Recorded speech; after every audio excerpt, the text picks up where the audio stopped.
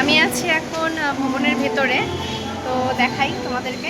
ওই যে আমার হাজব্যান্ড আসলো, আর চলো দেখাই ভেতরটা হয়েছে। ভীষণ ভালো লাগছে দেখতে। এই যে আমার সোনা মাম্মা, আর এই দেখো খুব সুন্দর লাগছে দেখতে।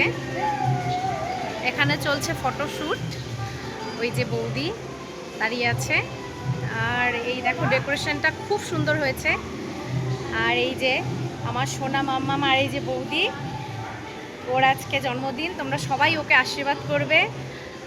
আর এই দেখো